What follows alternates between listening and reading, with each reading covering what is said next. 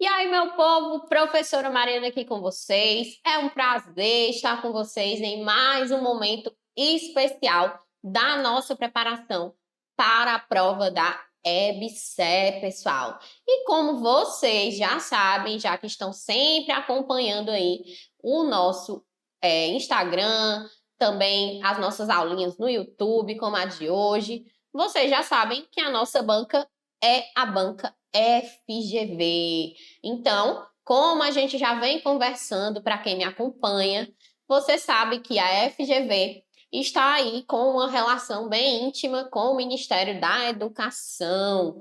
Tanto que, no final do ano passado, fez a prova do ENARE e agora é a dona do certame da EBSER, né, pessoal? Então, precisamos sim ter um carinho, uma atenção especial com a nossa amiga ou inimiga FGV, tá certo?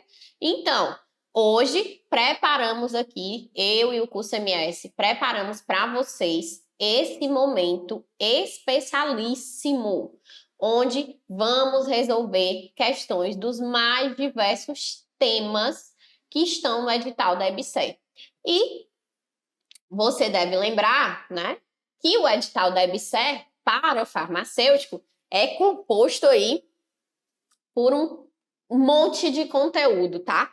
Vou tirar aqui o meu óculos, porque está refletindo aqui na câmera, e a gente vai trabalhar aqui com a professora meio cega, mas vendo vocês e vocês me vendo, certo?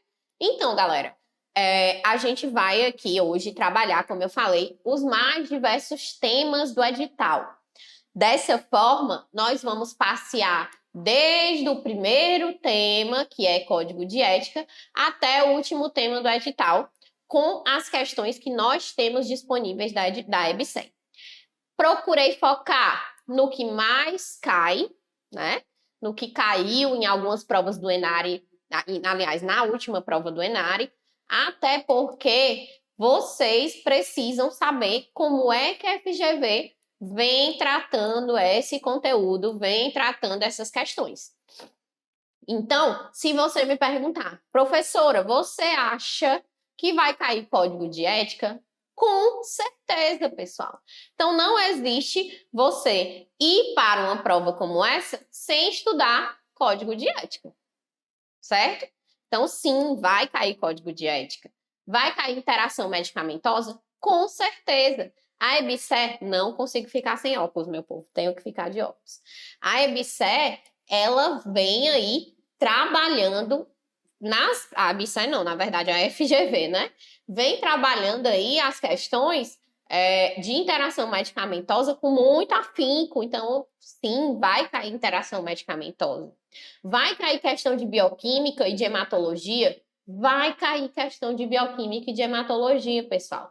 Porque além de estar no edital, historicamente, a banca tem questões desse assunto. Então, para ela, é mais fácil adaptar essas questões. Por isso que eu sempre falo com vocês, tem que resolver questão anterior? Sim. Tem questão muito antiga do tema? Resolva mesmo assim. Porque o que a gente vê é que uma questão que ela cobrou lá em 2014, em 2023 ela repetiu os dizeres da questão. Então, sim, pode acontecer, certo? Não fuja da resolução de questões. E aí é justamente por isso que a gente aqui no curso né, depois de conversar bastante, decidiu ter essa semana de simulados e hoje nosso simulado vai ser para você, farmacêutico, que quer ser o próximo empregado público federal, né, meu povo? Então, ó, já me arrepio todinha, lembrando aí dos alunos que já chegaram lá e de você que está um passo mais próximo desse sonho. Então, por isso que hoje nós vamos trabalhar essas questões detalhadamente, nesse tempo de aula que nós temos, detalhadamente e revisando o conteúdo. Além de ser um momento de sentir como a banca trata essas questões, nós também vamos revisar conteúdo. E isso você sabe, é muito importante para você.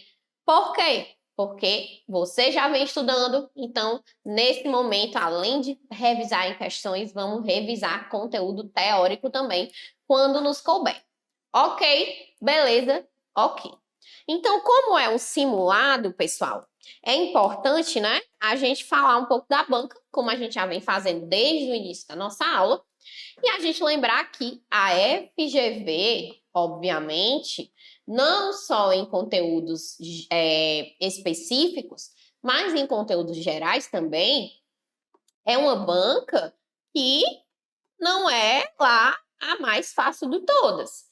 Mas, com o seu treino e o seu estudo, ela acaba se tornando uma banca fácil de lidar. Quando eu falo em fácil de lidar, eu estou querendo dizer o quê? Eu estou querendo dizer que você consegue entender como ela vai levar essa prova, onde é que ela vai querer te pegar e você acha que vai cair, mas ela acha que você vai cair, mas você não vai cair, porque você já viu isso no teu momento de estudo. Então, mais uma vez, repito, é por isso que a gente vai, ó, simular aqui 30 questõezinhas juntos resolvendo, né? Você pega teu material aí que as meninas deixaram e vamos trabalhar bonitinho, detalhado, para que você não venha a perder questão nessa prova tão importante que vai acontecer agora aqui no mês de março, né? Então, esse simulado, ele é essencial para você. Por quê? Porque vai simular a tua prova. E aí, olha que interessante. A gente vai simular a tua prova aqui e você vai estar comigo resolvendo as questões. Para quê? Para que na hora que você sentar na sua cadeirinha lá na hora da prova, você começar a resolver, você vai lembrar, você vai fechar o olho e vai lembrar. Escutar a minha voz. Eu contando para você qual é a resposta da questão.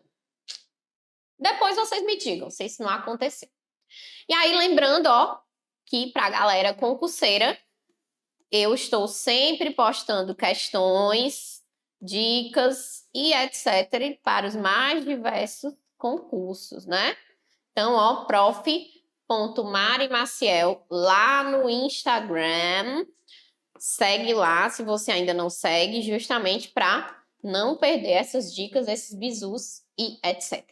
Ok? Então, bora deixar de conversa, vamos começar a nossa conversa principal de hoje, que é essa resolução dessas 30 questõezinhas que eu trouxe aqui pra gente, com todo carinho, com toda a calma e paciência. Lembre-se, agora é o momento de errar e consertar na sua cabecinha o que ainda não está bem sedimentado, para que na prova tudo corra como a gente espera.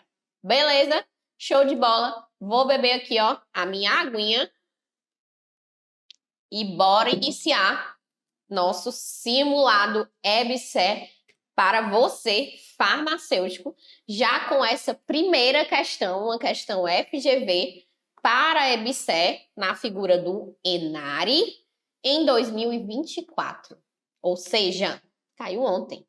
E eu te digo, a FGV já cobrou uma questão igual a essa inúmeras vezes. Então, cuidado com isso. E a questão é justamente sobre Código de Ética da Profissão Farmacêutica. Resolução 724 de 2022 do Conselho Federal de Farmácia dispõe sobre o Código de Ética da Profissão Farmacêutica, que versa, entre outros temas, sobre os direitos e deveres do farmacêutico. Sobre os direitos, que geralmente é o assunto que é mais cobrado, não só pela FGV, mas por todas as bancas. Sobre os direitos do farmacêutico, considere as seguintes afirmações. 1. É direito do farmacêutico negar-se a realizar atos contrários aos preceitos éticos e técnicos, comunicando o fato ao conselho. E aí, isso é direito, dever ou proibição? É um direito, né? Então está correto. 2. É direito do farmacêutico recusar o fornecimento de medicamentos a estabelecimentos que não cumpram os requisitos legais para aquisição. No caso, por exemplo, um farmacêutico de distribuidora, né? E aí, é direito, dever ou proibição? É direito, beleza? Então, 1 e 2 estão corretas e você tem certeza disso. Aí já vem aqui para os itens, ó. 1 e 2 estão corretos. Não pode ser o item 1, não pode ser o item 2, não pode ser o item 3 e não pode ser o item 4. Então, a certeza que nós temos é que o item 3 está falso. Por quê, professora? Vamos ver. É direito do farmacêutico ser fiscalizado no âmbito profissional e sanitário por um profissional da saúde? Não, pessoal.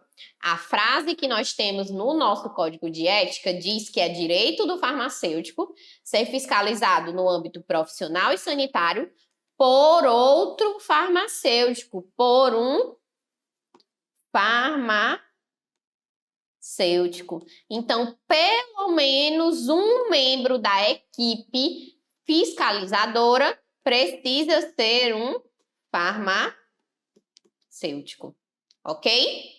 Então, não vão errar isso aqui. Já caiu muitas vezes na FGV? Já caiu muitas vezes na FGV, beleza?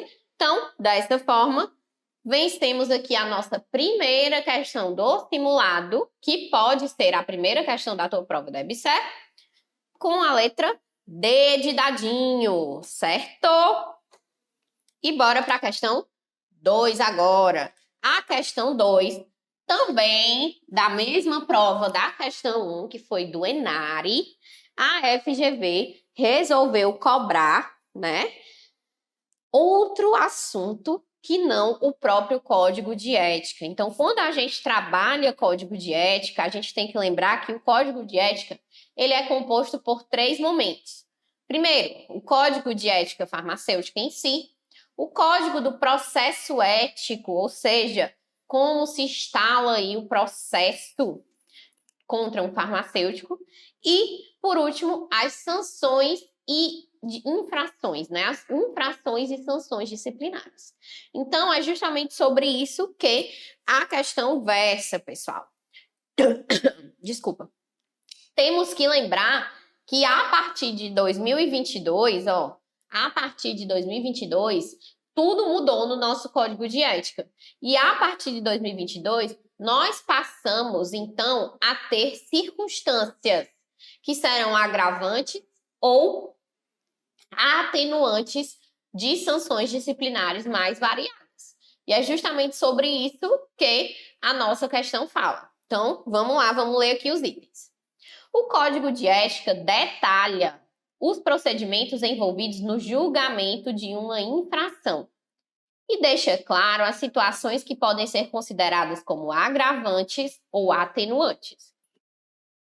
Se em 2024 a FGV cobrou isso, é óbvio que é importante você dar uma lida e sedimentar na sua cabeça quais são as situações agravantes e quais são as situações atenuantes, beleza? E aí diz o seguinte: assinale a opção que configura um atenuante, ou seja, que vai reduzir ali a pena, né, daquele farmacêutico que cometeu uma infração.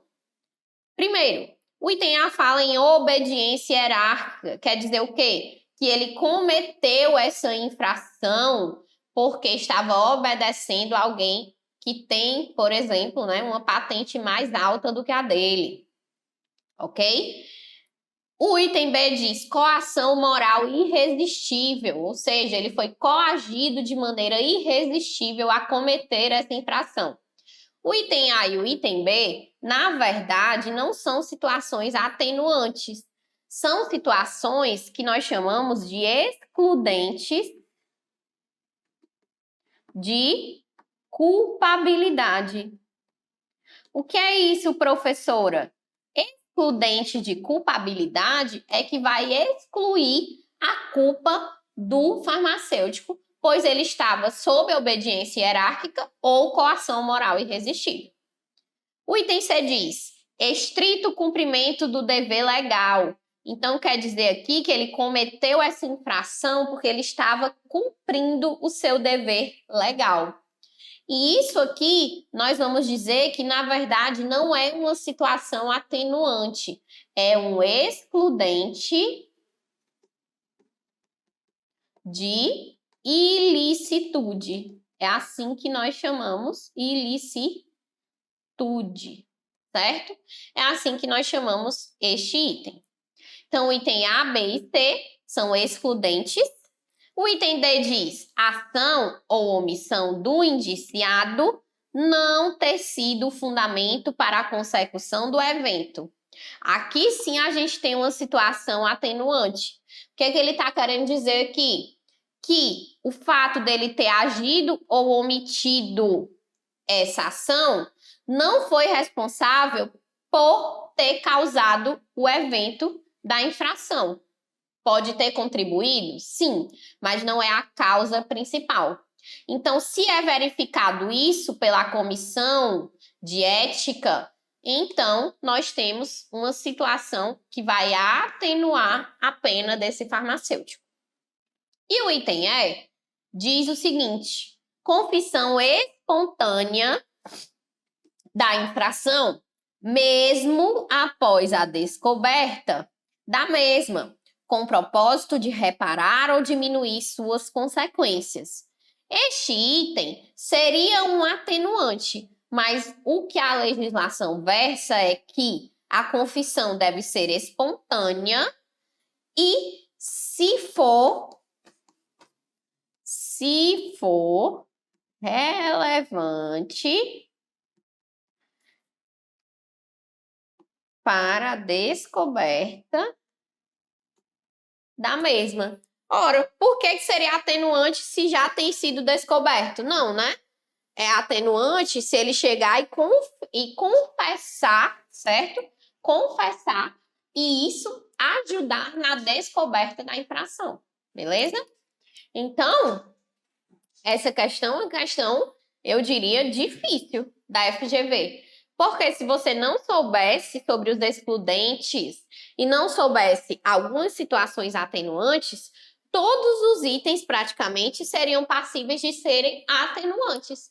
Porém, ele coloca pra gente 3 itens excludentes, né, pessoal? Excludentes, beleza? Ok. Então, resposta da segunda questão, item D de dado. Vamos para a nossa terceira questão, também da FGV 2024.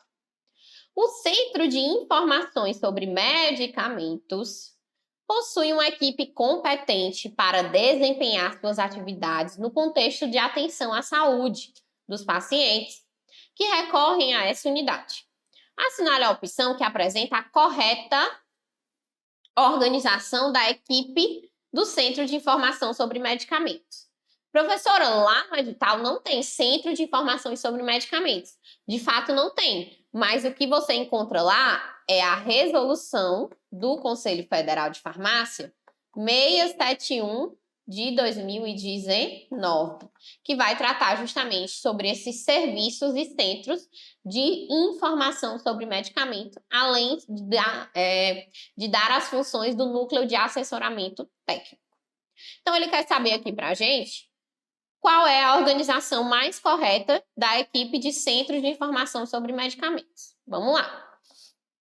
Item A. Uma equipe multidisciplinar que deve ter médicos para a correção de possíveis erros diagnósticos. Pessoal, isso aqui é óbvio que não está correto. Da onde que médico vai dar diagnóstico ou corrigir diagnóstico pela a sua função no Centro de Informação de Medicamentos?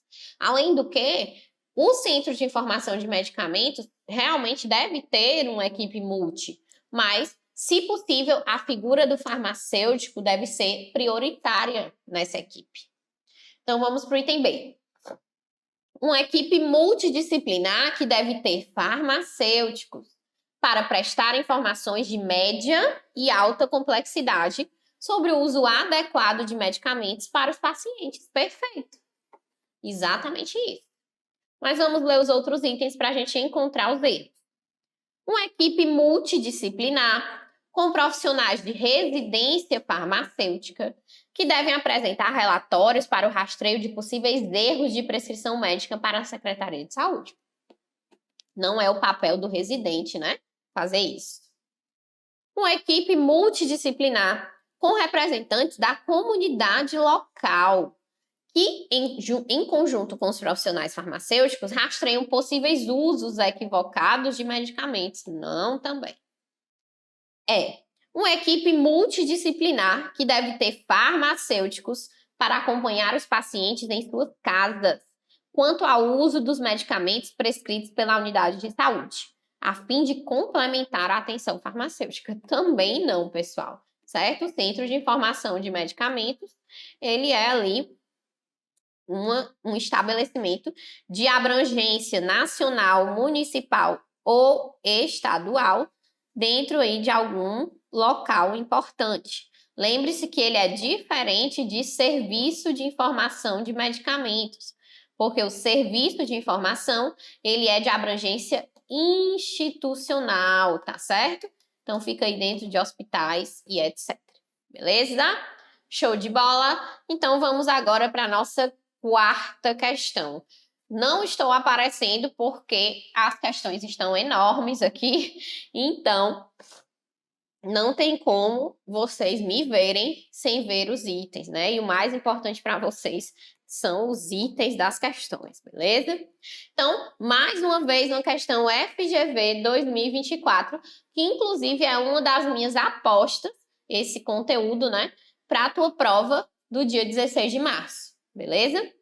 Então, diz o seguinte: em qualquer estoque que contenha mais de um item armazenado, alguns itens serão mais importantes do que outros.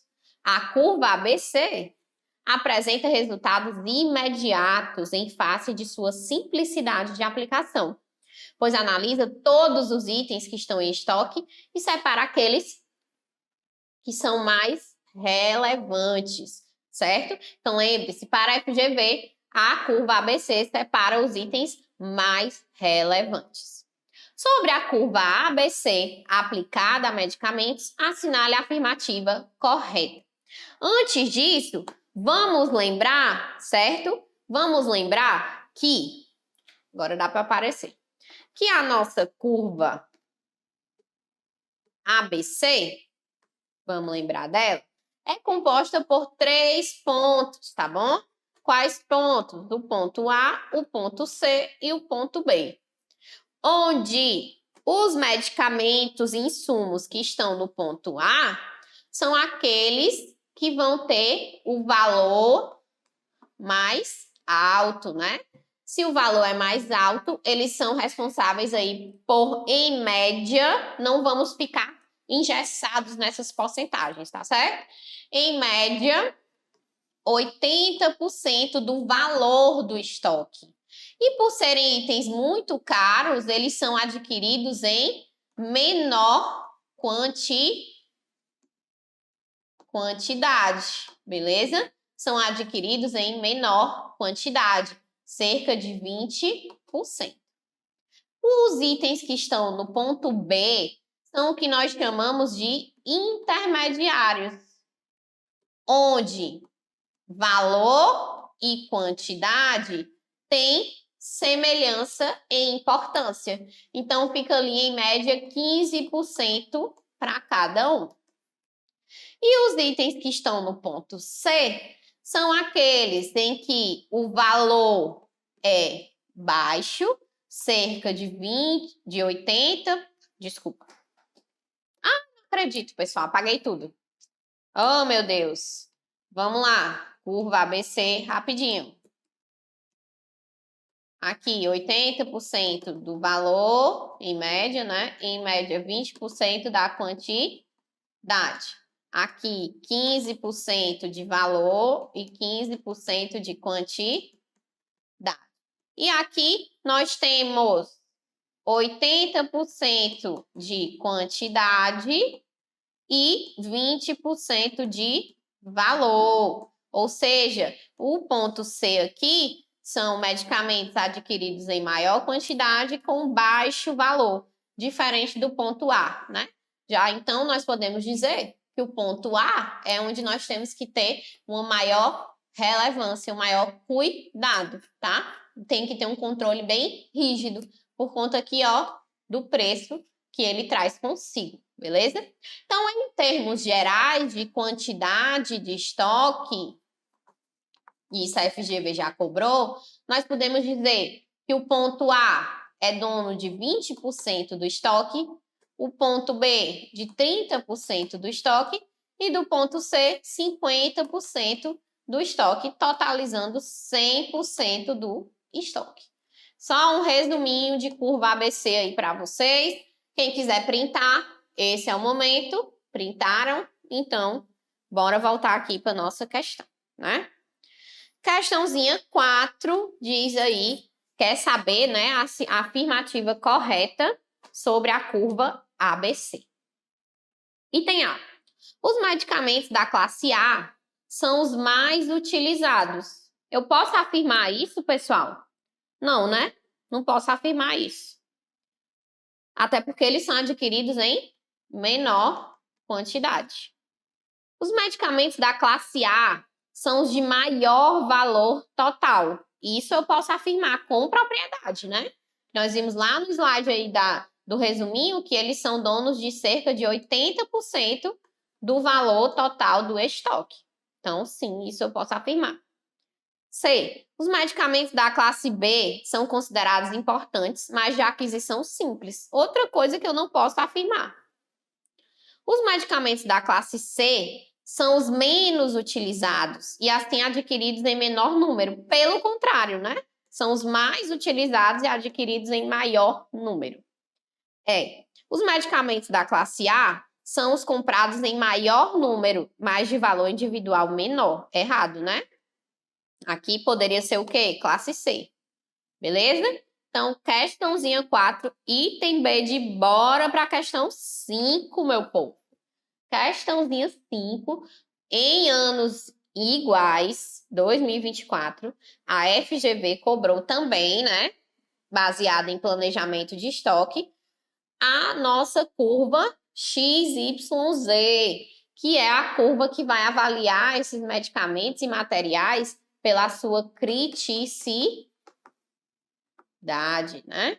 Se o estoque está normal, crítico, como está.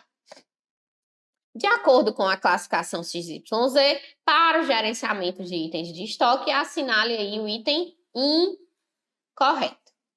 Item A diz o seguinte: classe X não são imprescindíveis, ou seja, não são essenciais para a realização de um procedimento ou terapia.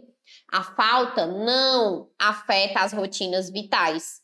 Podem ou não ter substitutos equivalentes. Isso está verdadeiro, ele vai exatamente explicar o que são os itens que estão na classe X.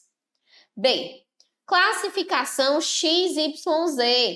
Avalia o grau da criticidade ou imprescindibilidade do material no desenvolvimento das atividades realizadas. Perfeito, né? Falamos bem aqui, ó, que é avaliação de criticidade. C. Classe Z imprescindíveis, são materiais imprescindíveis para a realização de um procedimento ou terapia. A falta pode prejudicar a realização de atividades vitais e não possuem substitutos ou equivalentes. Perfeito, né? É o que a gente chama de itens de alta criticidade, tá? Alta criticidade. D. Classificação XYZ. Avalia a essencialidade do item e seu impacto na prestação de serviços de saúde. Não, ele vai avaliar o que nós acabamos de falar? A criticidade. Então, já achamos nosso item. Classe Y. São imprescindíveis para a realização de um procedimento ou terapia. A falta pode prejudicar a realização de atividades vitais, mas pode ser revertida com alteração momentânea nos procedimentos da rotina, paralisação ou redução das atividades. Possuem substitutos ou equivalentes. Isso também está correto, né? Os itens da classe Y nós chamamos de itens de média criticidade, tá? E os da classe X de baixa criticidade, beleza? Então, quinta questão, item D de dado. E bora para a sexta questão, que está enorme, né, meu povo? Olha o tamanho aí da questão. Mas que foi uma questãozinha também da FGV do ano passado. Ou seja, né? Olha aí. E que, ao meu ver, pessoal, sendo muito sincera com vocês, é questão certa na prova da EBSER. Qual o assunto dela? Sistemas de distribuição de medicamentos, beleza? Então, a gente tem o seguinte, os sistemas de distribuição de medicamentos podem ser classificados da seguinte forma. Sistema de distribuição por dose coletiva, sistema de distribuição por dose individualizada, sistema de distribuição por dose unitária ou o por dose mista, né? E aí aqui nesses itens fica perfeito para você entender qual é o entendimento da FGV sobre a descrição desses sistemas. Então, perfeita essa questão para você, além de revisar, saber como a FGV pode cobrar isso, tá? Então, ele diz, a esse respeito, assinale a afirmativa incorreta, tá? Incorreta. Item A. Sistema de distribuição individualizado tem como principal característica, vou até marcar aqui de marca-texto, individualizado, tem como principal característica o fato de um medicamento ser dispensado por paciente, olha as características, usualmente para um período de 24 horas, perfeito, e os medicamentos são requisitados e dispensados às unidades assistenciais em nome do paciente, de acordo com a prescrição médica, sua cópia direta ou sua transcrição. Se a farmácia recebe a cópia direta, a gente chama de sistema de distribuição individualizado direto. Se ela recebe a transcrição, a gente chama de sistema de distribuição individualizado indireto. Certo? Só para lembrar. Para determinado período. Esse sistema está mais orientado para a farmácia, desde que o farmacêutico participe do processo, visando o melhor controle dos medicamentos e produtos para a saúde. Então, este é o entendimento da FGV sobre sistemas de distribuição individualizado. B. Sistema de distribuição coletivo é o mais simples e antigo dos sistemas, mas ainda pode ser encontrado nos hospitais brasileiros. A principal característica desse sistema é que os medicamentos e os materiais são distribuídos após solicitação da equipe de enfermagem de forma conjunta para todos os pacientes internados na unidade. Os itens distribuídos acabam formando mini estoques espalhados por todo o hospital. Isso é uma desvantagem, né? O serviço de farmácia tem total conhecimento sobre para quem os medicamentos estão sendo solicitados, Para qual finalidade e por quanto tempo serão necessários? Está certo, meu povo? Claro que não. Se a enfermagem pega aqui e leva para o setor todo, sabe Deus para onde foi cada um, né? Então, aqui nós temos nosso item incorreto. Mas vamos ler os outros para ver, como eu falei, como a FGV pode tratar aí, né, esse assunto. Sistemas de distribuição por dose unitária é o que oferece melhores condições para um adequado processo de utilização de medicamentos no hospital. Esse sistema é o mais seguro para o paciente, visto que reduz a incidência de erros e otimiza o trabalho da enfermagem, já que ela não vai gastar tempo com medicamento. Já que os medicamentos, olha aqui o bizu, são dispensados prontos para administrar, certo? Então, prontos para administrar ou prontos para uso. Perfeito. Resposta seria o item C, se fosse o item correto. Mas a gente pegou aqui o incorreto, né? Vamos lá. D. No sistema de distribuição de forma mista, a farmácia pode distribuir medicamentos mediante 3 formas. Por exemplo, forma coletiva, individualizada ou ainda unitarizada. Ok. O misto é o que mescla esses sistemas, seja 2 ou 3 deles. Sistema de distribuição coletiva, aqui ele vai repetir o item B. Só que observe que ele repete, mas diz aqui, ó, que o serviço de farmácia não tem conhecimento sobre para quem os medicamentos estão sendo solicitados, para qual finalidade e por quanto tempo são necessários, beleza? Então, essa é a diferença entre os dois itens. Se não tivesse o item E, a questão era mais elaborada, melhor elaborada, né? Mas o item E acabou mostrando que realmente o item B é o item incorreto, beleza? E bora para a nossa 7ª questão, saindo agora um pouquinho de farmácia hospitalar e indo para a nossa amiga Portaria 344, que está lá no seu edital com o nome de medicamentos controlados, tá? E aqui é uma questão da nossa amiga FGV, tá? De 2023, beleza? Diz o seguinte: Geraldo, enfermeiro-chefe da unidade de terapia intensiva coronariana de um hospital público de caráter emergencial, solicita ao farmacêutico plantonista a dispensação de 5 ampolas de tramadol para um paciente internado com quadro agudo de infarto, né? De infarto agudo. Então, ó, o paciente está internado. Estou circulando as informações importantes. Ele pediu 5 ampolas de tramadol para um paciente que está internado.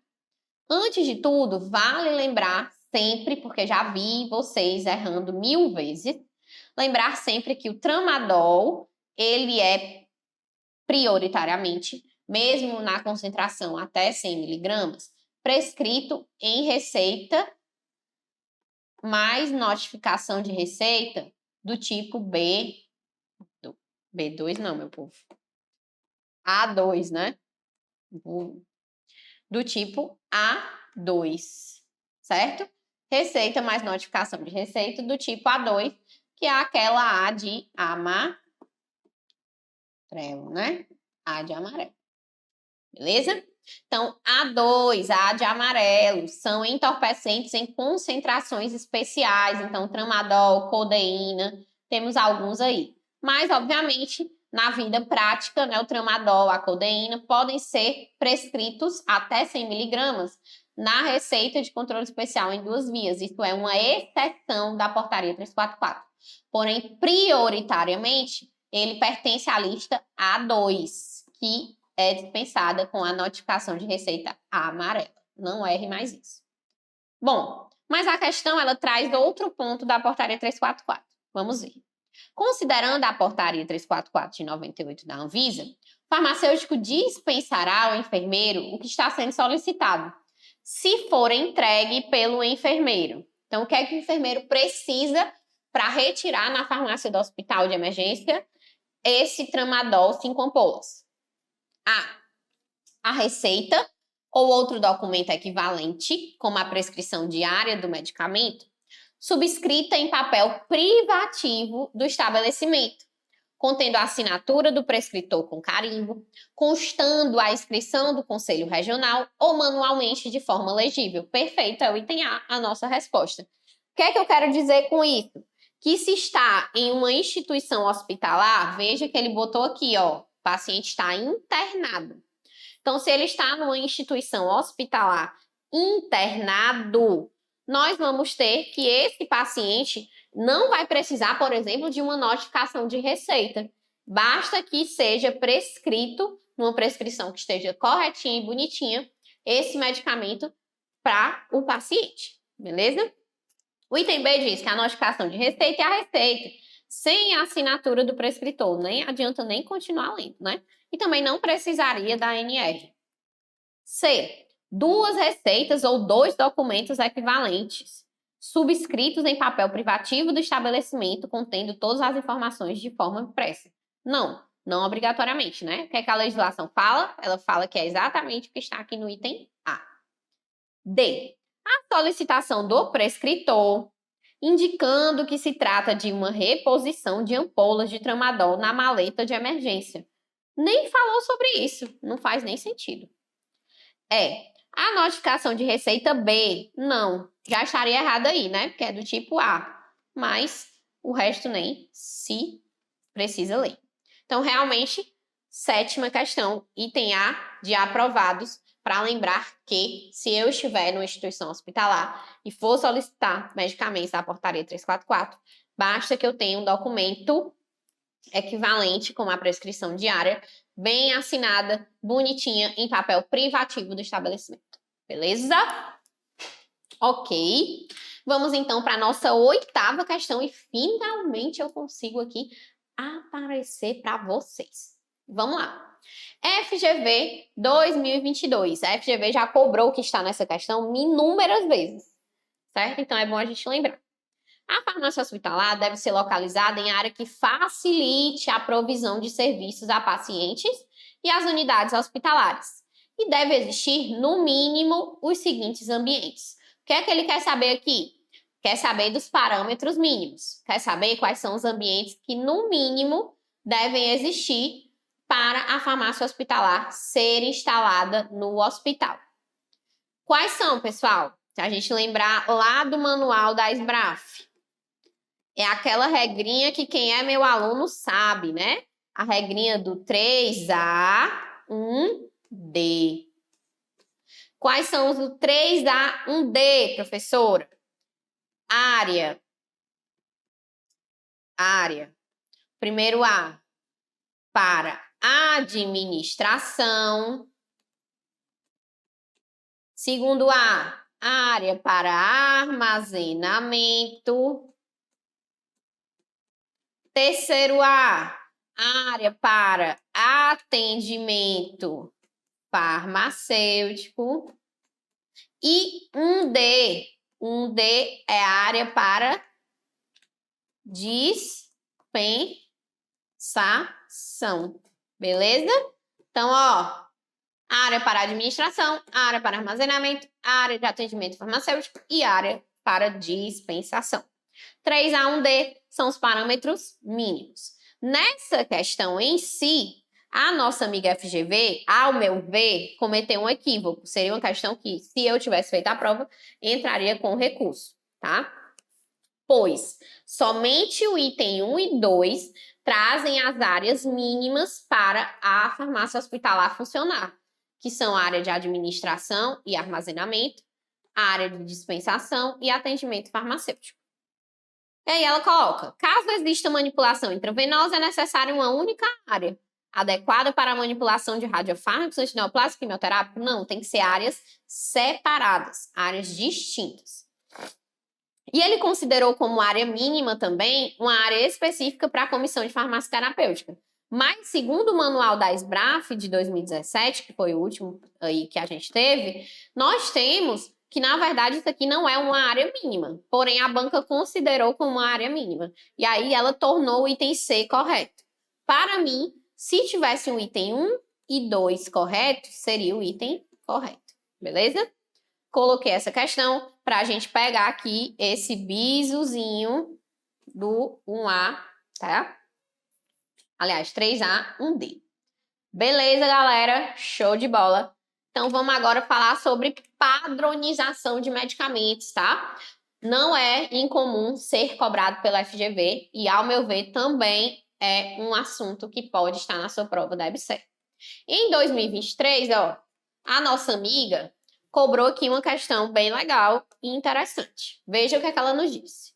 Um hospital tinha o omeprazol em sua lista de medicamentos padronizados.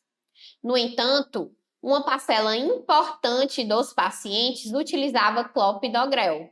Opa! De cara, já sabemos que omeprazol mais clopidogrel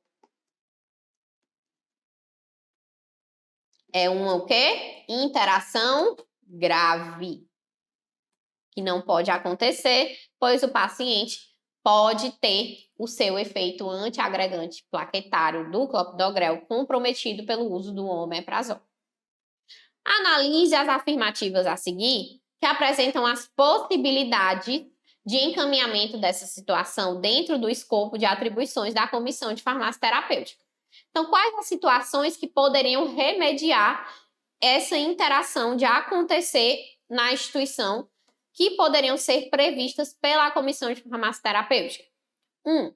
Selecionar um antagonista de receptores histamínicos H2, por exemplo, cimetidina, né? Também vai ajudar aí na questão da gastrite, úlcera gástrica. Para incorporar na lista de padronizados como opção a terapêutica, ou seja, o paciente utilizaria cimetidina mais clopidogrel. É uma opção. 2. Incorporar a lista de padronizados um segundo inibidor da bomba de prótons, que não apresente essa interação, restringindo a prescrição deste fármaco apenas aos pacientes que estiverem usando clopidogrel. Obviamente, os mais avançados, né, inibidores da bomba de prótons são mais caros que o omeprazol. Então, ela poderia fazer essa sugestão, adquirindo como na lista de medicamentos padronizados o omeprazol e, por exemplo, o pantoprazol, que não interage com o clopidogrel? Sim, poderia. E o item 3 diz: substituir o omeprazol na lista de medicamentos padronizados por outro inibidor da bomba de prótons que não apresente esta interação. Também seria uma opção. Então, ela poderia trabalhar qualquer uma dessas opções dentro do protocolo da instituição hospitalar. Dessa forma, todos os itens seriam opções de que a Comissão de Farmácia Terapêutica poderia trabalhar. Beleza? Questão bem legal para você. E bora, então, para a 10ª questão. Professora, lá no edital não tem a nova lei das licitações. Beleza, mas lá no teu edital, pessoal, o que é que tu vai ter? Tu vai ter, por exemplo, planejamento e controle de estoque. A palavra planejamento, ela abre aí um leque de opções para a banca. Se eu estou planejando o estoque, eu vou ter que adquirir esse estoque. E aí, quando eu falo em adquirir alguma coisa para o serviço público, eu falo em licitação. Então, é dessa forma que a banca trabalha, especialmente a FGV, certo?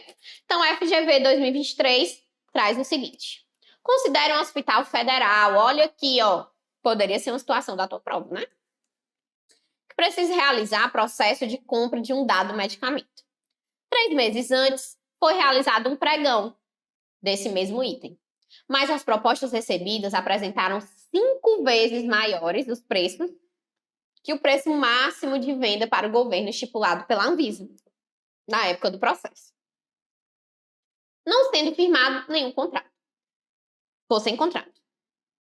A fim de garantir o abastecimento dos medicamentos, de acordo com a Lei 14.133 de 2021, que é a nova lei das licitações, o hospital pode lançar mão das seguintes modalidades de aquisição para este item.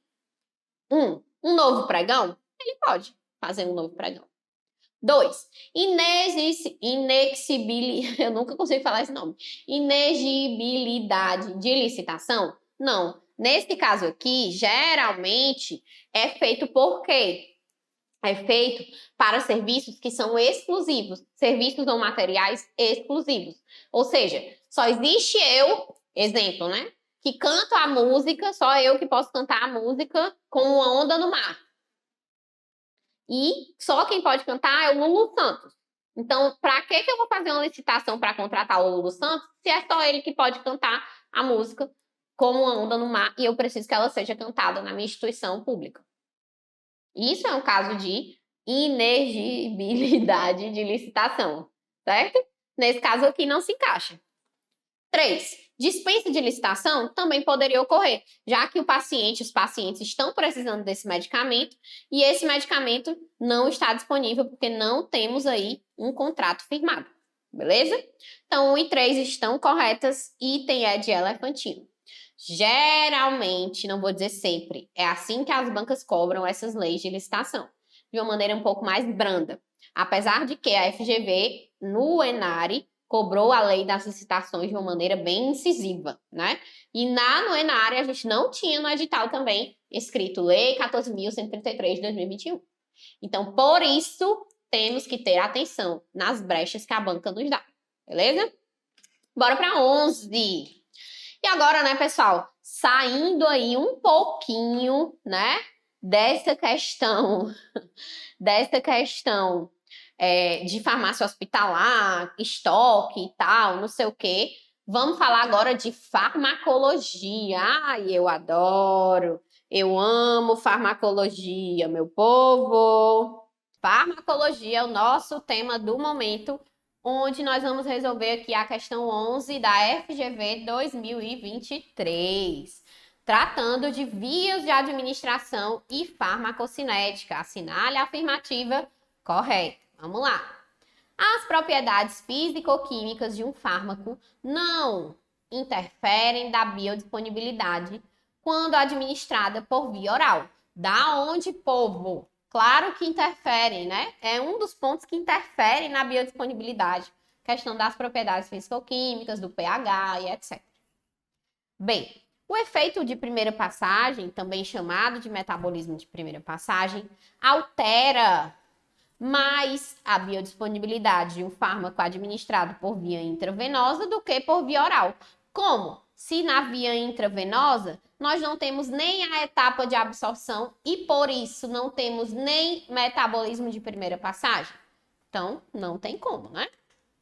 C. A administração de fármacos por via sublingual e a absorção nesse mesmo local sofre o efeito de primeira passagem.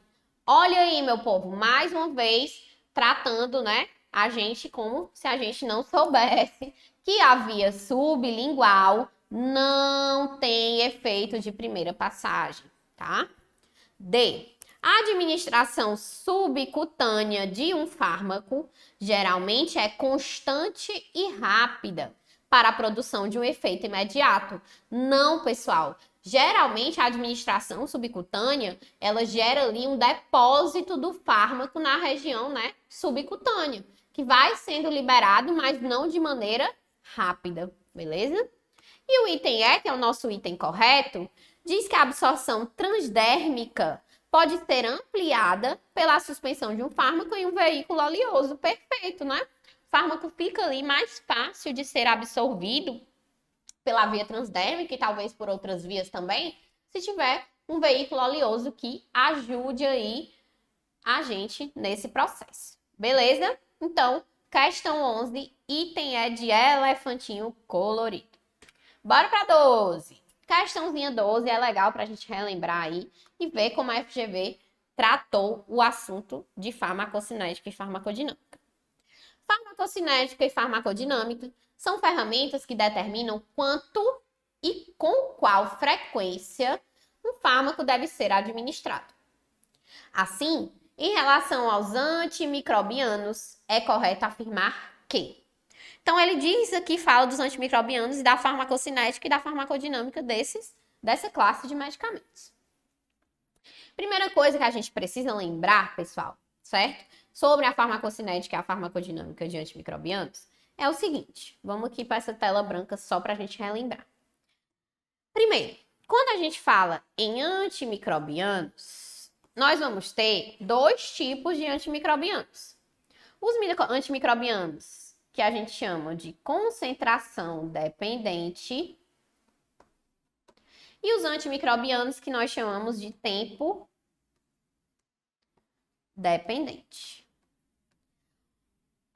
Os antimicrobianos que nós chamamos de concentração dependente são aqueles que apresentam melhor efeito com a concentração máxima, tá? Com a concentração máxima acima da concentração inibitória mínima, né? Aquela concentraçãozinha calculada para os antimicrobianos. Então, eles apresentam melhor efeito com a concentração máxima acima da concentração inibitória mínima. Nesse caso aqui, nós temos como exemplo principal os aminoglicosídeos, certo? Então, pega esse bizu. Quando eu falo que um antimicrobiano é tempo dependente, eu estou falando que ele vai ter um melhor efeito com maior tempo acima da concentração inibitória mínima. Maior tempo de quê? Maior tempo de concentração acima da concentração inibitória mínima, certo? Então, quer dizer que esse fármaco, se ele passar maior tempo com a concentração acima da concentração inibitória mínima, esse fármaco, ele vai ter um melhor efeito, por exemplo, bactericida. E aí, o exemplo principal aqui são os nossos beta-lactâmicos, beleza? Os nossos beta-lactâmicos. Então, só para você pegar aí esse bizu se você não viu, e se você viu, você já olha aí, tá? Já olha aí o que é que nós temos de interessante, beleza? Então, vamos lá agora aqui para a nossa questão 12, já que nós já pegamos o que a gente precisa para resolver. Então, em relação aos antimicrobianos, é correto afirmar que a farmacocinética antimicrobiana é influenciada pelo estado clínico do paciente, pois avalia o impacto da concentração sérica e resposta do fármaco. Falou em resposta do fármaco, em concentração, estamos mais voltados para a farmacodinâmica. B. A farmacodinâmica de um agente antimicrobiano pode ser tempo dependente, quando a concentração do fármaco está abaixo da concentração inibitória mínima, a exemplo dos aminoglicosídeos. O que a gente acabou de ver? Que, na verdade, os aminoglicosídeos, eles são concentração dependente e essa concentração deve estar acima da concentração inibitória mínima. C. A farmacocinética antimicrobiana utiliza o parâmetro da concentração inibitória mínima para descrever a absorção e distribuição dos antimicrobianos administrados pela via oral, a exemplo dos glicopeptídeos. Primeiro, né? Concentração inibitória mínima tem mais a ver com a farmacodinâmica. Segundo, os glicopeptídeos são fármacos que geralmente, em sua grande maioria, né, de apresentações, eles são apresentados pela via intravenosa, vancomicina e tecoplanina, beleza? D. A farmacodinâmica antimicrobiana utiliza como parâmetro a concentração mínima inibitória, né? Inibitória mínima, para avaliar o impacto da absorção, distribuição e eliminação sobre a concentração sérica e resposta terapêutica. Falou nesses aqui, a gente está falando de quê? De farmacocinética, né? ADME, farmacocinética. Item E. A farmacodinâmica antimicrobiana pode ser tempo dependente, quando a concentração do fármaco está acima da concentração inibitória mínima, a exemplo dos beta-lactâmicos. Então, corroborando com o que nós dissemos aí, né? Na tela branca, quando a gente falou, não tem como não ser o item E de elefantinho colorido. E bora para a questão 13 agora, meu povo. Vamos lá. Na questãozinha 13, FGV 2024, nós temos que a interação entre fármacos e alimentos é um fenômeno que merece uma constante atenção. durante a avaliação da terapia medicamentosa de um paciente. Então, já te digo anteriormente aqui, já falei, vou falar novamente, esse tipo de interação, fármacos e alimentos, é um tipo de interação que brilha os olhos da FGV. Então, ela gosta muito de interação fármaco-alimento. É um fenômeno que merece constante atenção durante a avaliação da terapia medicamentosa de um paciente. Tal interação pode se tornar um problema relevante na prática clínica, dada a capacidade de gerar efeitos adversos de maior ou menor importância. Um dos casos de interação entre fármaco e alimento mais conhecidos é o relacionado ao captopril, né? Então, não foi, né, em 2024, a primeira vez que a FGV cobrou captopril alimento. Ela cobrou em 2021, cobrou em 2023, então não é incomum. Assinale a opção que apresenta corretamente a interação entre o captopril e alimentos. Item A. Deve ser administrado entre as refeições, já que alimentos em geral reduzem sua absorção. Perfeito. Item A é a resposta. Por quê? Nós precisamos lembrar que o captopril, ele deve ser administrado 1 hora antes ou 2 horas após as refeições. Não esqueça disso. Ou seja, entre as refeições. B. Deve ser evitado o consumo de fibras, pois o fármaco pode ser absorvido às mesmas, aumentando sua eliminação. Não é isso que acontece. Deve ser administrado com alimentos gordurosos, como ovos e carnes. Na verdade, são alimentos ricos em proteína, né? O erro já tá aí. Beleza?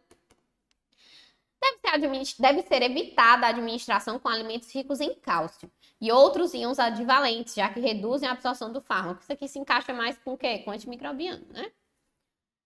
E alimentos ácidos produzem inativação do fármaco, devendo ser evitados por pelo menos 1 hora antes e 30 minutos após a administração. Nós vimos que, na verdade, o horário previsto aí para a administração do captopril é entre as refeições, no tempo de 1 hora antes ou 2 horas após as refeições. Né, meu povo? Então, ó, questão 13, item A, e sem parar, porque, enfim, né, não podemos deixar a peteca cair.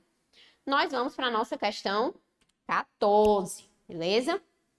Então, questãozinha 14 é uma questão que trata de antimicrobianos, questão que foi da FGV em 2024, da última prova aí feita pela FGV no ano de 2024. Diz o seguinte: homem de 40 anos, previamente ígido, então ele era uma pessoa saudável, deu entrada no centro de terapia intensiva com sepse por pneumonia adquirida na comunidade, sem histórico de internações prévias, sem uso recente de antimicrobianos e sem alergias. Então, dificilmente esse era um paciente que teria uma pneumonia resistente a antimicrobianos, né? Acho que ele nem usava antimicrobianos anteriormente. Foi coletado em hemocultura antes do início do tratamento empírico. Seguindo as boas práticas de uso de antimicrobianos, assinale a opção que contém a prescrição correta de antimicrobianos iniciados empiricamente, ou seja, sem aí uma cultura, para tratamento desse paciente. Primeira coisa que a gente precisa lembrar para resolver essa questão é que a pneumonia adquirida na comunidade, ela pode ser tratada com vários tipos de antimicrobianos, certo? O que acontece? Se o paciente for um paciente ígido e sem comorbidades, eu posso entrar aqui com um macrolídeo para controlar essa situação, certo? O que acontece? Nesse caso aqui, a gente não tem macrolídeos para causar a nossa dúvida, beleza? Mas eu já te digo que em pacientes em UTI, a gente precisa ter o cuidado de iniciar esse tratamento com um beta-lactâmico. E, se possível, junto com ele, um macrolídeo. Beta-lactâmico esse que de escolha seria a ceftriaxona ou a eu não consigo falar o nome, mas prioritariamente o beta-lactâmico. Então, beta-lactâmico, na figura da cefalosporina de terceira geração, seria a principal escolha para iniciar empiricamente o tratamento para essa pneumonia adquirida na comunidade. Dessa forma, item A de aprovado é a nossa resposta. A questão 15, chegamos na metade do nosso simulado, ela traz aí, pessoal, ela traz aí uma questão também de interação fármaco-alimento. Então, é como eu tô falando, a FGV, ela brilha muito os olhos, tá? Brilha muito os olhos para a questão de fármaco mais alimento. Também foi uma questão de 2024, tá? Então, procurei trazer questões bem atuais da última prova que a FGV fez para farmacêutico. Paciente de 7 anos possui infecção urinária e faz uso de tetraciclina 500 mg por dia.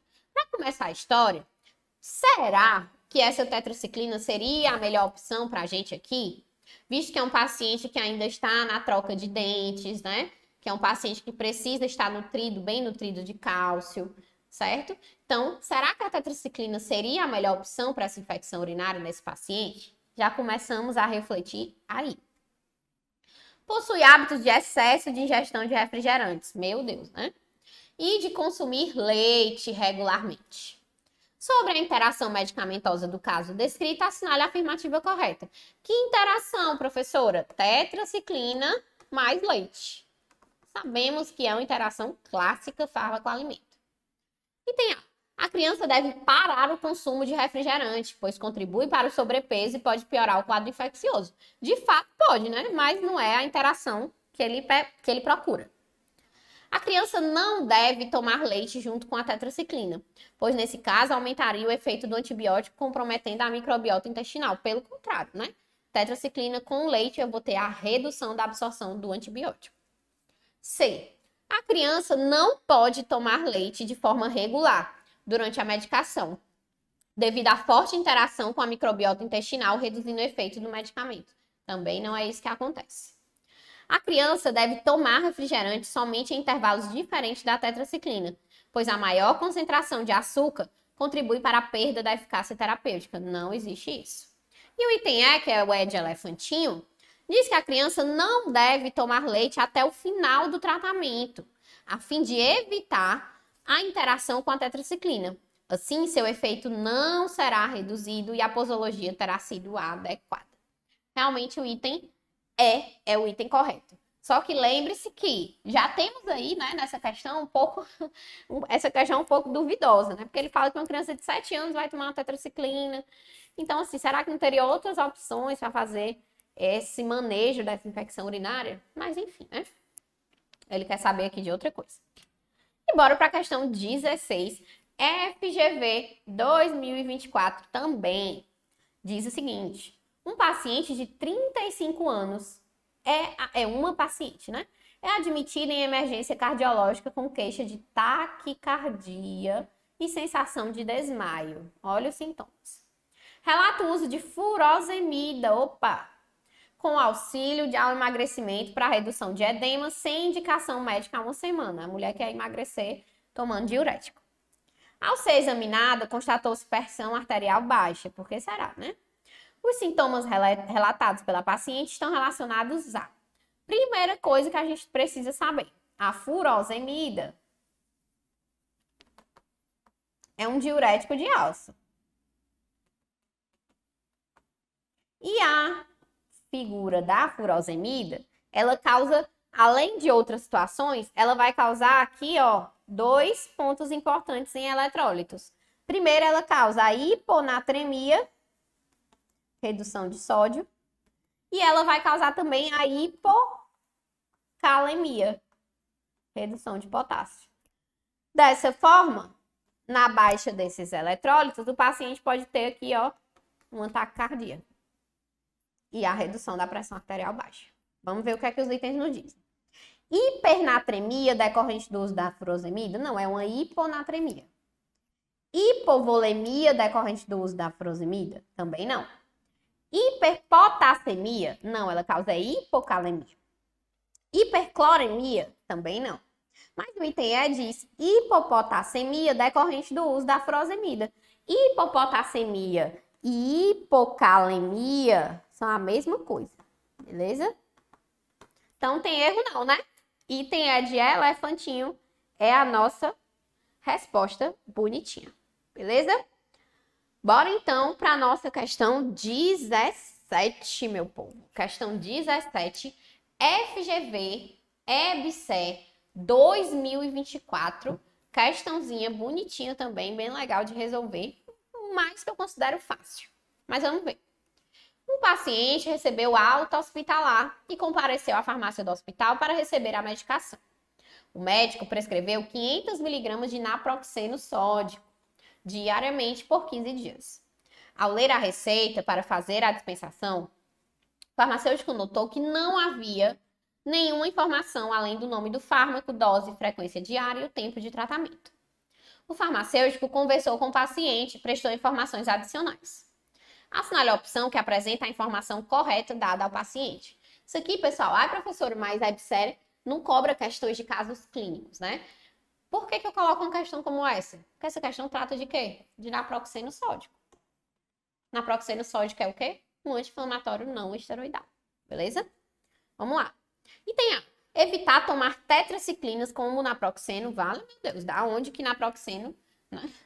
É uma tetraciclina, meu povo. Já tá errado aí, né? Então, vamos lá. Tomar sempre antihistamínicos em jejum como naproxeno. Mais um erro. Evitar tomar antivirais lipofílicos como naproxeno. Misericórdia. Evitar tomar anti-inflamatórios não esteroidais como naproxeno em jejum, devido ao aumento da secreção de ácido pela mucosa gástrica. Perfeito. E o item E diz evitar tomar o naproxeno e outros inibidores da MAO, com alimentos como queijo que contém tiramina, cuja degradação também é inibida, podendo desencadear aumento da pressão arterial.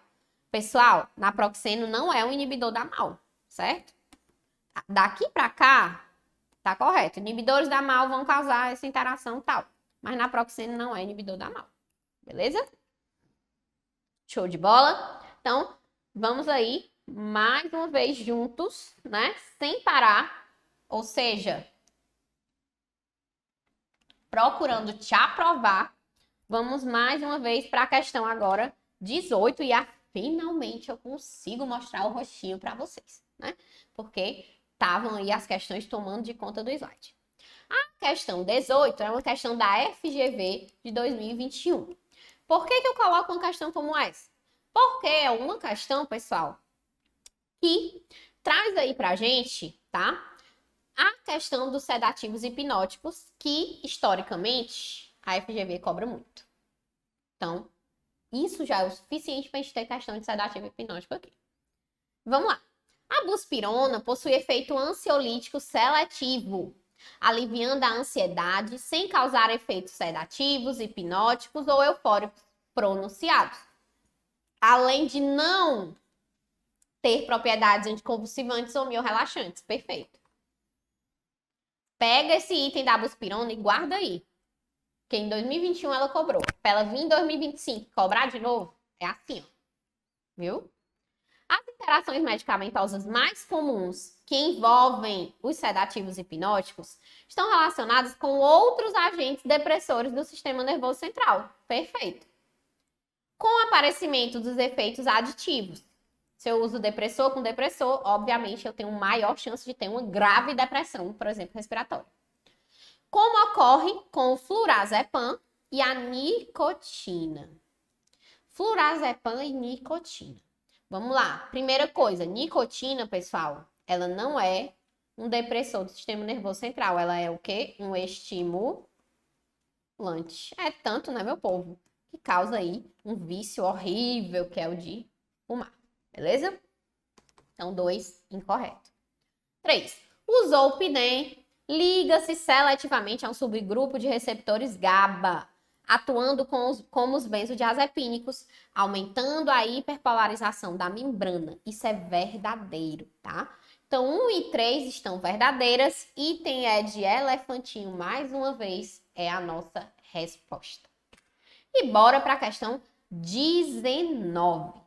Questãozinha 19, tá? Já estamos chegando nos, né, nos momentos finais do nosso simulado, temos ainda 11 questões para resolver.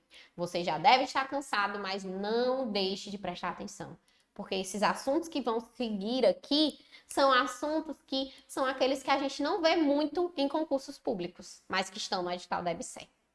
Então, ó, questão 19 foi da FGV em 2023 e trata de que? Nanotecnologia farmacêutica. Olha aqui o que ela diz.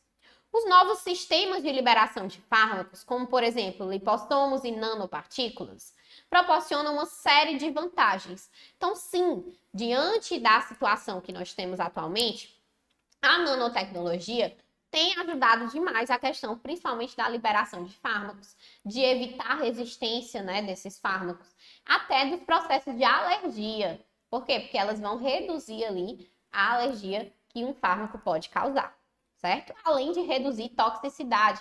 Nós temos aí a efotericina B lipossomal, que vai ajudar na questão da nefrotoxicidade, por exemplo. Então, algum exemplo aí para vocês. As opções a seguir apresentam vantagens dos novos sistemas de fármacos, à exceção de uma, assinale. Então, é só para dizer qual é a que não é vantagem. E tem A. Melhora a eficácia terapêutica de fármacos. Perfeito, melhora. Liberam medicamentos em curto período e aumentam a variabilidade inter e intraindividual na dosagem. Isso é falso, pessoal. Isso não é uma vantagem e não é uma característica dos nanofármacos. Primeiro, geralmente esses fármacos eles vão ter uma liberação controlada e, em alguns casos, retardada. Então, quando ele fala liberam medicamentos em curto período de tempo, nem sempre.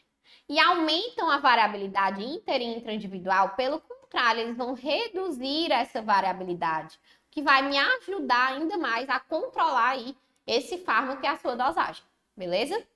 C. Redução de efeitos adversos, ok. Melhora a biodisponibilidade de fármacos encapsulados, também ok. Simplificação do regime de dosagem, reduzindo a frequência de doses, também tá verdadeiro. Questãozinha 19, item B de bora para a questão 20 agora, né, meu povo?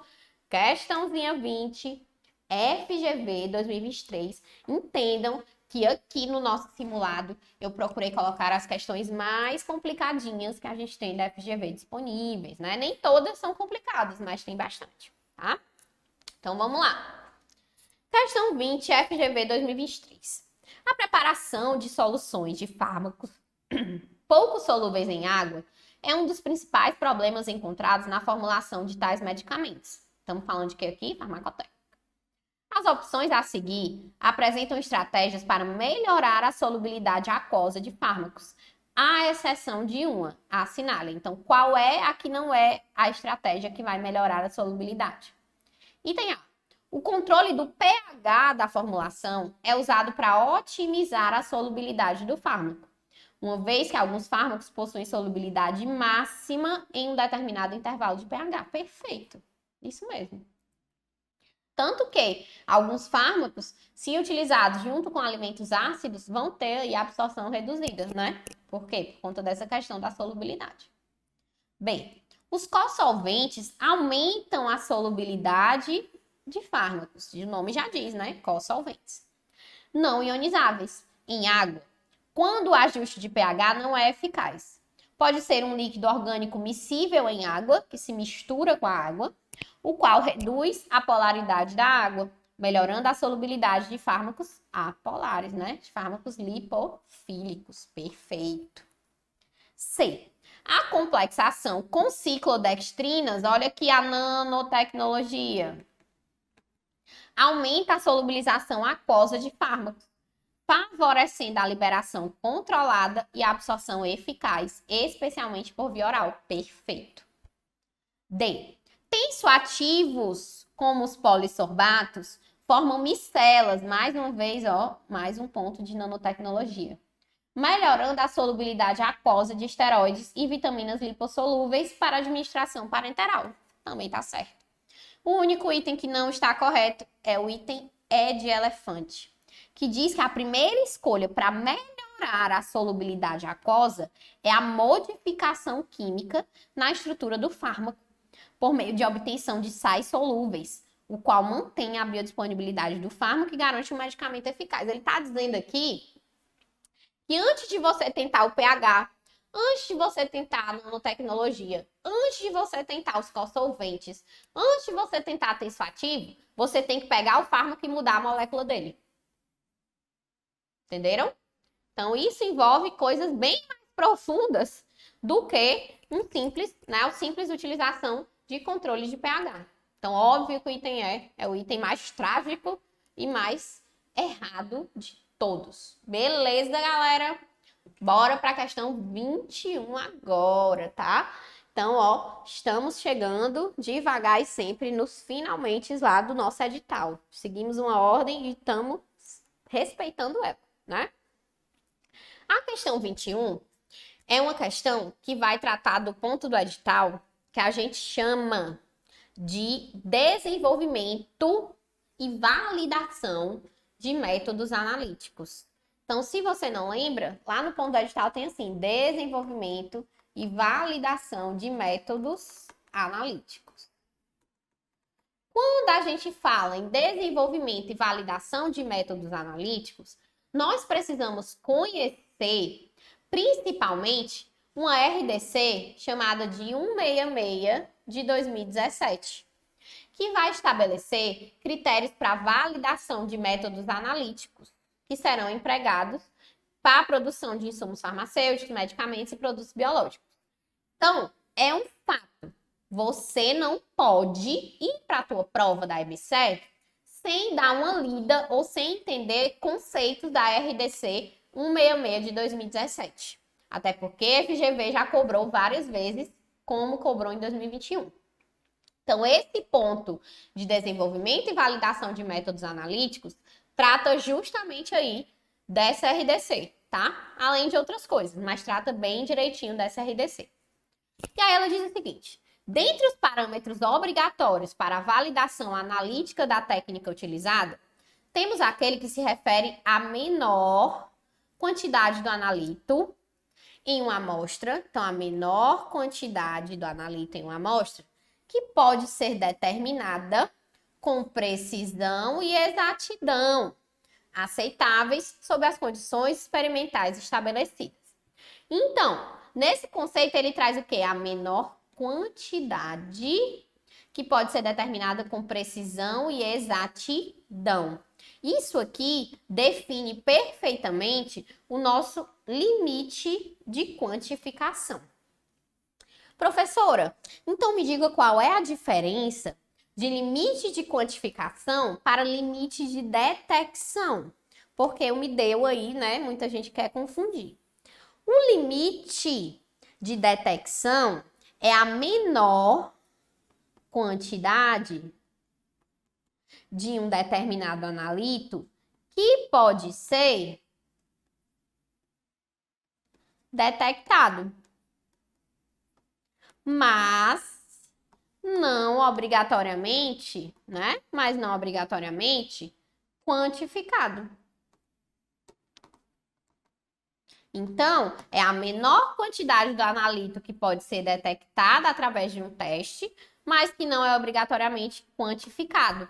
Diferente aqui do limite de quantificação, que é a menor quantidade de uma amostra, né, de um analito em uma amostra que pode ser determinada, a quantidade determinada, com precisão e exatidão, ok? Faixa de trabalho, professora, é aquela faixa onde eu vou trabalhar, não tem muito segredo. O conceito de robustez, a gente sempre vai trazer um conceito que vai estar atrelado à capacidade de um analito resistir a mudanças e variações. Então, a gente pode lembrar dele que ele vai resistir a variações. Então, eu tenho uma pequena mudança, uma variação no momento do teste, mas mesmo assim, esse teste ele é capaz ainda de quantificar ou de detectar determinado analito. O ponto de seletividade quer dizer que esse teste ele é seletivo, ser seletivo, mesmo na presença de outros componentes, beleza? Professor, me diga aí, então, já que a gente está falando sobre a 166,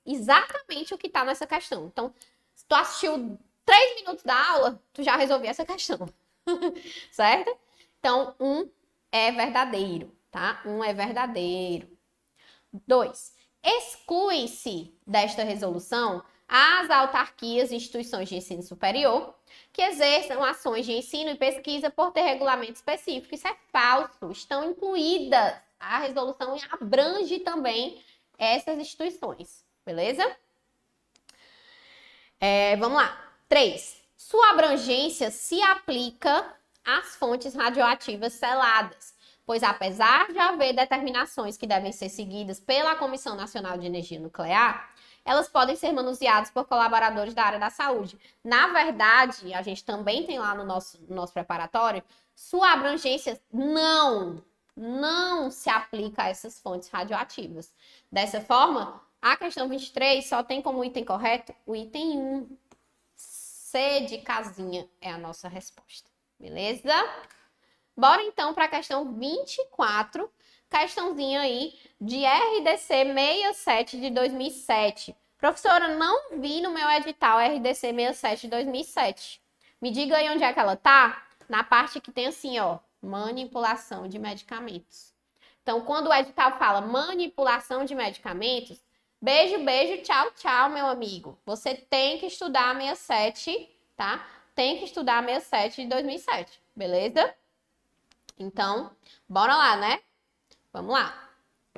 De acordo com o RDC 67 de 2007, sobre as boas práticas de manipulação de medicamentos, assinale a afirmativa correta. Item A.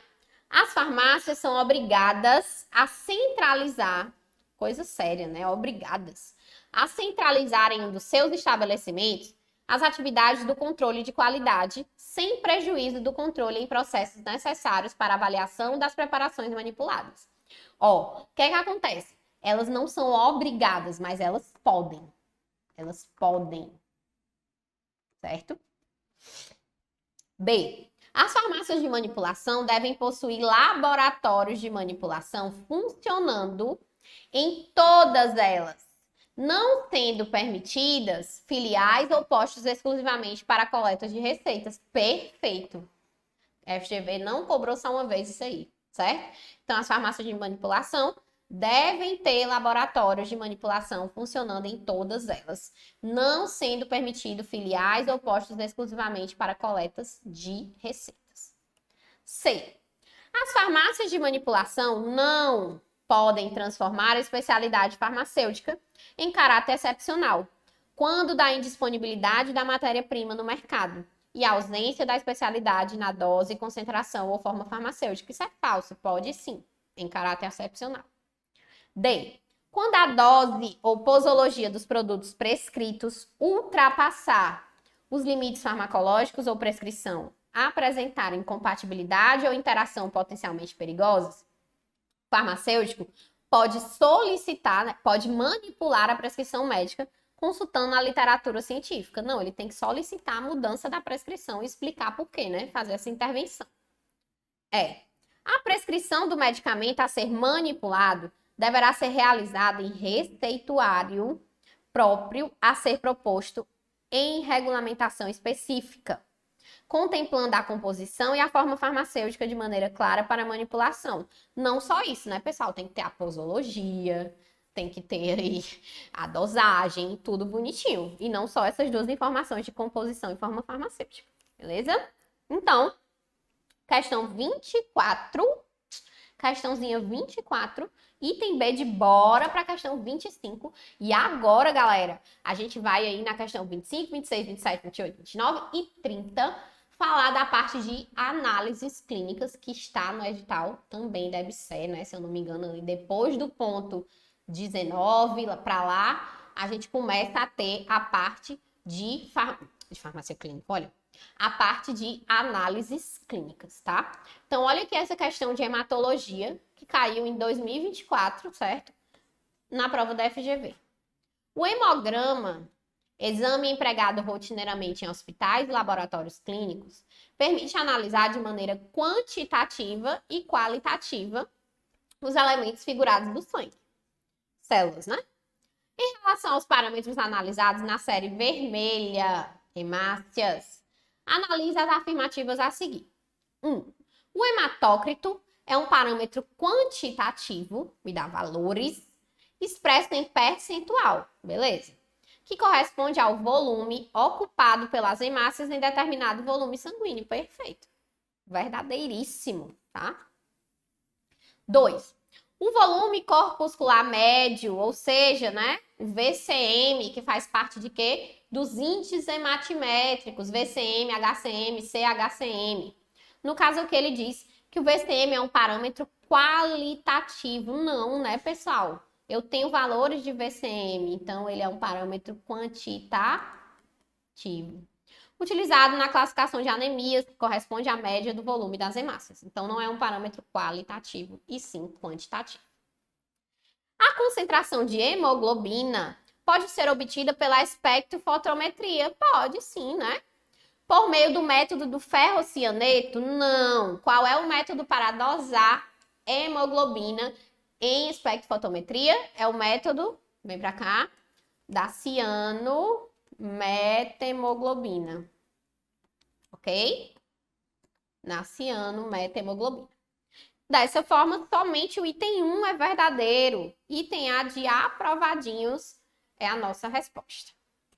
Questão 26 agora, né? Vou sumir aqui para pegar esse espaço em branco e a gente fazer uma revisão rápida e prática sobre os grupos sanguíneos que estão quase que certos na tua prova da EBSERH.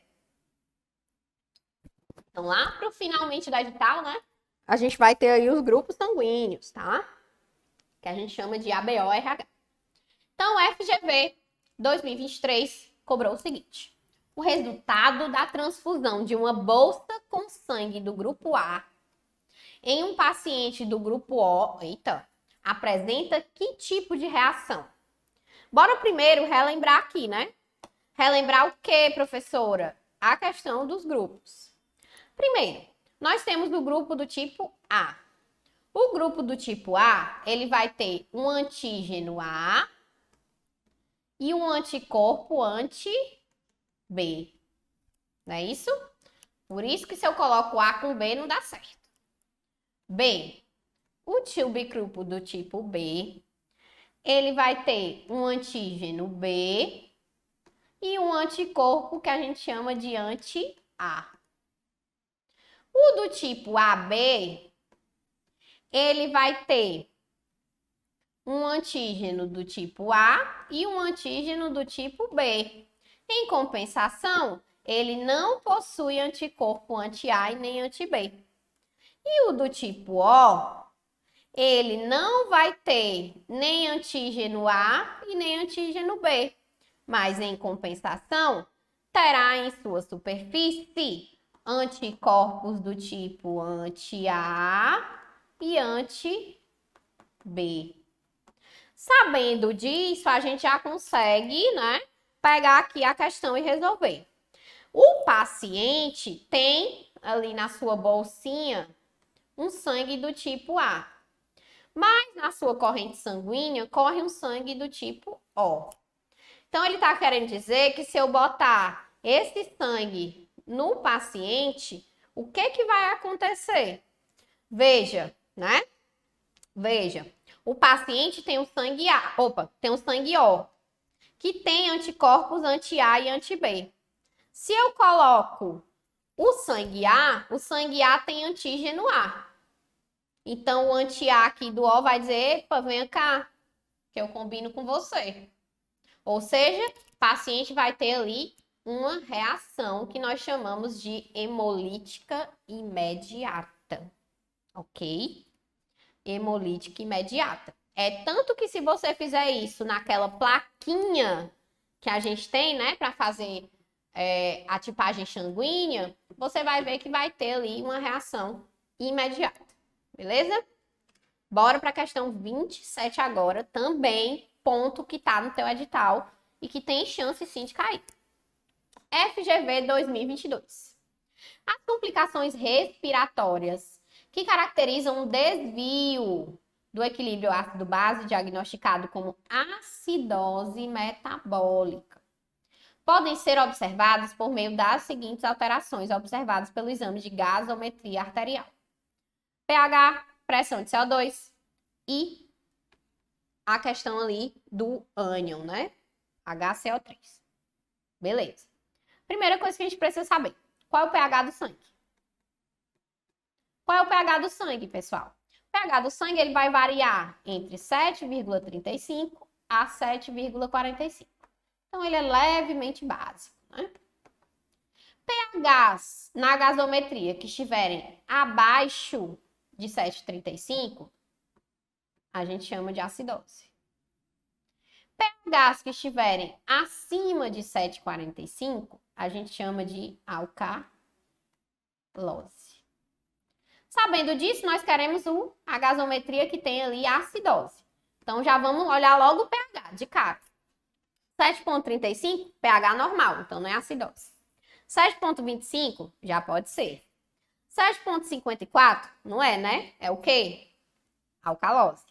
7,45, pH normal. 7,29, pode ser, né? Menor que 7,35. Então, nós estamos entre item B e item E. Outra coisa que a gente precisa olhar é a questão ali do ânion, né? HCO3-, que nós temos como valor normal, valor de referência, entre 22 e 26 miliequivalente por litro. Se esse valor está abaixo disso, nós temos uma acidose. Pronto, sabendo disso, ó, a gente vai entre o B e o E. Aqui nós temos 28, está acima, e aqui nós temos 20, está abaixo. Dessa forma, item E de elefantinho colorido é a nossa respostinha da nossa questão 27. E vamos agora para a questão 28, que nós estamos no finalmente aqui do nosso simulado EBC. FGV 2022. Dentre as técnicas laboratoriais para identificação de vírus, aquela considerada direta com detecção do genoma viral é o PCR, meu povo. Não vou nem ler os outros itens. É o PCR. 29, questão que é uma das minhas apostas para a sua prova da EBSER e que você precisa saber se você for fazer prova que tem análises clínicas, viu? Quem é que dá esse conteúdo lá no preparatório? Professora Rafaela Nunes, especialista em análises clínicas, professora de análises clínicas, que traz vários bizus, inclusive para resolver esta questão e dar mais uns segredinhos aí para vocês, eu vou usar um bizu dado por ela no preparatório. Olha aqui. FGV 2022. Os tubos para coleta de sangue são usados para coletar e transportar as amostras de sangue do paciente até o laboratório para posterior análise. Esses tubos possuem uma coloração específica, em função do aditivo colocado em seu interior, para a preservação do material para o exame específico. Relacione a cor de cada tubo com o aditivo presente ou o teste indicado para o paciente. Primeira coisa, as cores: roxo, amarelo, cinza, azul e verde. O roxo, pessoal, é quem? É o EDTA. Então, o roxo é o EDTA. Aqui, ó. O amarelo é o tubo que tem ativador de coágulo com gel. Se fosse vermelho, era o ativador de coágulo sem gel. Então, o amarelo é ativador de coágulo com gel. De cara, tá aqui. O tubo cinza, professora. O tubo cinza é o tubo do fluoreto de sódio, que aqui está no ponto 3. O tubo azul, azulzinho claro, é o citrato de sódio. E, por fim, o tubo verde é o tubo de heparina, né? Que tem ali heparina. Sabendo assim, você tem 42153, 42153 e tem E de elefante. Outra coisa importante, que é aí onde eu vou usar o bizu da professora Rafaela, que está lá no nosso preparatório, é o quê? A questão da sequência de coleta dos tubos, ó. Sequência de coleta dos tubos. Existe uma sequência para coletar esses tubos. Qual seria a sequência, professora? 1. Frascos de hemocultura. Nem sempre as bancas colocam esses frascos. Então, elas podem começar pelo ponto 2, que é o segundo a ser coletado, que é o citrato. Esse azulzinho aqui. Depois, quem é que vem? Vem os tubos com ativador de coágulo, com ou sem gel. Depois, quem é que vem, professora? Vem quem? Vem a heparina. Depois, o quinto tubo é o tubo com EDTA. E o sexto tubo é o tubo com fluoreto. Então, qual é o bizu? Se ele não coloca frasco de hemocultura ou se ele coloca, sempre vai começar com frasco de hemocultura.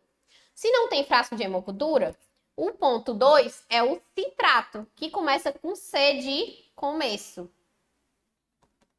Então, C de citrato, C de começo. E o último é o fluoreto. F de quê? De final. F de fluoreto, F de final. Olha o bizu da professora Rafaela. Vocês têm aula com ela no preparatório e ainda tem aula bônus de resolução de questões de análises clínicas com ela também. Que bizuzão, hein? Sentiram, né? Mas para a gente fechar com chave de ouro, questão 30 diz o seguinte. O tempo de transporte e estocagem de amostras para teste de coagulação, como o tempo de protrombina em sangue total, é de 4 horas. Só para você guardar essa informação. Beleza, meu povo, ó, gabarito aqui bonitinho para vocês depois testarem conhecimentos. E aí, galera, né? Obviamente que eu vou puxar para mim, né? Eu quero o quê? Eu quero vocês comigo na nossa preparação online para EBC. Temos ainda aí, né, um tempo bem legal, 2 meses inteiros para você estudar. Então, sim, é muito tempo. Além desses simulados, das aulas bônus ao vivo, resolução de questões que vocês têm direito, tem todo um monte de conteúdo disponível separados em módulos, com material teórico, com videoaulas, com PDF de questões. Então, galera, é muita coisa. Ó, tá bem aqui, ó, farmacêutico. Meu orgulho. Construímos esse preparatório com muito carinho. Na verdade, agora aqui, ó, é pós-edital, né? Então, quem tem interesse, quer estudar com a gente, quer ter acesso às minhas aulas, às aulas do professor Yuri, aulas da professora Rafaela Nunes, ó, maravilhosas sobre análises clínicas, não perca tempo, fala com a galera aqui do atendimento, ou pode até ir lá no meu Instagram, que eu oriento vocês, mas eu quero muito vocês comigo aqui, estudando para o EBSER, e claro, sendo os próximos empregados públicos federais, e claro, quando aprovados, venham me contar, beleza? Um grande abraço, um beijo, uma excelente noite e até a próxima, galera. Um beijo e estude. Valeu!